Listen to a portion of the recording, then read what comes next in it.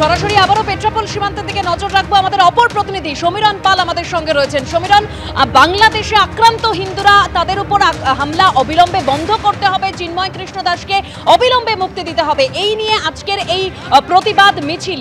শুভেন্দু অধিকারী তিনি জানিয়েছেন সমীরণ যে এই আন্দোলন পরে আরো তীব্রতর হবে যদি বাংলাদেশে হিন্দুদের উপর আক্রমণ বন্ধ না হয়। একেবারে শুভেন্দু অধিকারী রাজ্যের বিরোধী দলনেতা রীতিমতো হুঁশিয়ারি দিয়েছেন। কোথায় হুঁশিয়ারি দিলেন? একেবারে জিরো পয়েন্টের খুব কাছে এসে মিছিল করে তিনি আসেন এবং সেখানে এলপিআইয়ের তরফ থেকে ব্যারিকেড করা ছিল, ব্যারিকেড ছড়িয়ে দেওয়া হয়। শুভেন্দু অধিকারীর সঙ্গে ছিলেন বনগাঁ দক্ষিণের বিজেপি বিধায়ক স্বপন মজুমদার, তাকে সঙ্গে নিয়ে ভেতরে ঢোকেন। একেবারে একটি জিরো পয়েন্টের কাছে, যেখান থেকে 30 মিটার দূরেই বেনাপোল সীমান্ত বাংলাদেশের, সেখানে তিনি বেলুন ওড়ান এবং বাংলাদেশ সরকারকে তিনি কার্যত হুঁশিয়ারি দিয়েছেন। আজকে 24 ঘন্টার জন্য সীমান্ত বাণিজ্য বন্ধ করে দেওয়া হয়েছে।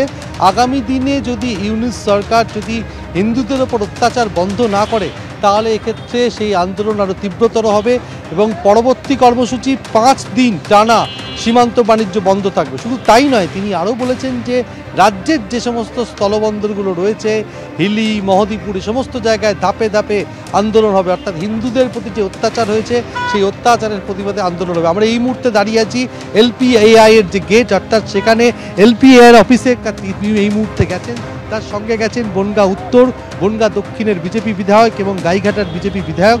তারা বৈঠক করবেন, অর্থাৎ সীমান্ত বাণিজ্য যে স্তব্ধ করে দেওয়া হয়েছে এবং সীমান্ত বাণিজ্যের কী পরিস্থিতি এই সমস্ত খতিয়ে দেখতে শুভেন্দু অধিকারী বৈঠক করবেন, এমনটাই জানিয়েছেন বনগাঁ উত্তরের বিজেপি বিধায়ক অশোক কীর্তনিয়া। এবং তিনি সরাসরি জিরো পয়েন্ট থেকে একেবারে পায়ে হেঁটে যশোর রোড ধরে পেট্রাপোল সীমান্ত থেকে তিনি এখানে এসে পৌঁছন। এরপর বৈঠক করতে গাড়িতে করে তিনি এলপিআইয়ের দপ্তর, অর্থাৎ ল্যান্ড পোর্ট অথরিটি অফ ইন্ডিয়ার দপ্তরে গেছেন এবং তিনি স্পষ্ট জানিয়েছেন যে হিন্দুদের ওপর যে অত্যাচার হয়েছে বাংলাদেশে, সনাতনী সম্প্রদায়ের সনাতনী মানুষদের ওপর যে অত্যাচার হয়েছে সেই অত্যাচারের বিরুদ্ধে যে আন্দোলন, সেই আন্দোলন লাগাতার হবে এবং আগামী দিনে আন্দোলন আরও তীব্রতর হবে।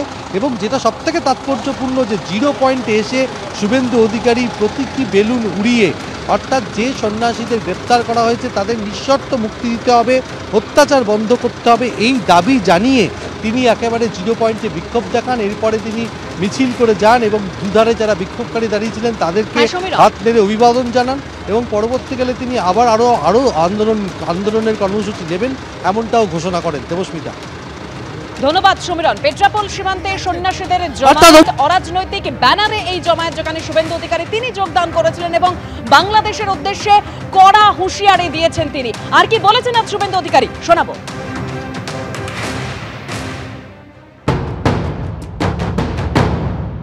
শুভেন্দু অধিকারী তিনি একদম বনগাঁ বাংলাদেশ বর্ডারে এসে পৌঁছেছিলেন।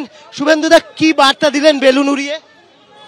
বেলুন উড়িয়ে শুধু নয়, আমরা সভা, মিছিল, প্রতিবাদ, জাতীয় পতাকা, ধ্বজ নিয়ে এবং আমাদের যে কর্মসূচি ফ্রেট ভেহিকেল বন্ধ আছে সকাল 6টা থেকে, 24 ঘন্টা আমরা চালাতে দেব না। আমাদের সর্বত্র হিন্দু ভলেন্টিয়াররা, হিন্দু সেনারা তারা নজর রেখেছে এবং এখানে যারা ট্রেডের সঙ্গে যুক্ত তারাও কোঅপারেট করছে, তারা আজকে চালাচ্ছেন। এবার পরবর্তী কর্মসূচি কি? দাঁড়িয়ে আছে দেখছেন ফাঁকা, সমস্ত গাড়ি ফাঁকা। আমরা কমপ্লিটলি বন্ধ না করলে বাংলাদেশ বয়কট, অল স্পেয়ারে বয়কট। পরবর্তী সময় কি কন্টিনিউ চলবে, এই একদিনের লড়াই নয়, এই লড়াই কন্টিনিউ চলবে। এরপরে কোচবিহার বর্ডারে হবে, হিলি বর্ডারে হবে, সর্বত্র হবে, প্রতিদিন মিছিল মিটিং হবে, হিন্দু সমাজ রাস্তায় এবং বঙ্গীয় জাগরণ মঞ্চ থেকে সর্বত্র মিছিল মিটিং চলছে, বহু জায়গায় আজকে হচ্ছে, আগামীকালও হবে। হিন্দু সমাজ রাস্তায় থাকবে, সন্ত সমাজ রাস্তায় থাকবে, প্রতিবাদ হবে, আন্দোলন হবে। একটা লাস্ট প্রশ্ন, দলীয় পতাকা নেই, শুধুমাত্র জাতীয় পতাকা এবং গেরুয়া পতাকা। আর দ্বিতীয় হচ্ছে যে আপনাদের এইটা নিয়ে কি বলবেন? দলীয় পতাকা নেই, জাতীয় পতাকা? না, এটা দলের কর্মসূচি নয়, দল যুক্ত হয়েছে। কারণ ভারতবর্ষে ভারতীয় জনতা পার্টি সনাতন সংস্কৃতি এবং ভারতীয় সংস্কৃতির রক্ষা করার লড়াই করে, নেশন ফার্স্ট মন্ত্রে করে। মনে করি এটা কোনো একটা রাজনৈতিক দলের বিষয় নয় যে হিন্দুরা তৃণমূল সিপিএম করেন বা যদি কংগ্রেসও করে থাকেন, এই হিন্দুদের অস্তিত্ব রক্ষার লড়াই। সব হিন্দু এখন আমাদের আজকে সবাই অনেক তৃণমূল সিপিএম এর হিন্দুও যোগদান করেছেন, তারা এসেছেন, সন্ত সমাজ এসেছে এবং পশ্চিমবঙ্গ সনাতন মঞ্চের পক্ষ থেকে হিন্দু সমাজ 200 জন সন্ন্যাসী আমাদের কর্মসূচিতে আজকে যোগ দিয়েছেন মঠ মন্দির ছেড়ে। মতুয়া সমাজের সমস্ত সংঘাধিপতি সহ তাদের মতুয়া সমাজের গোসাইরা সবাই আমাদের দলপতিরা এসেছেন। স্বাভাবিকভাবে এটা সমগ্র হিন্দু সমাজের লড়াই। আপনি যদি হিন্দু হয়ে থাকেন এটা আপনারও লড়াই। বিধানসভার কোন উত্তর দেবেন মমতা বন্দ্যোপাধ্যায়ের প্রশ্ন? আগামীকাল ওয়াকআপে আমি বলবো, উনি যে ধরনের অ্যাপিজমেন্ট পলিটিক্স করছেন তার উত্তর আমরা দিয়ে দেব।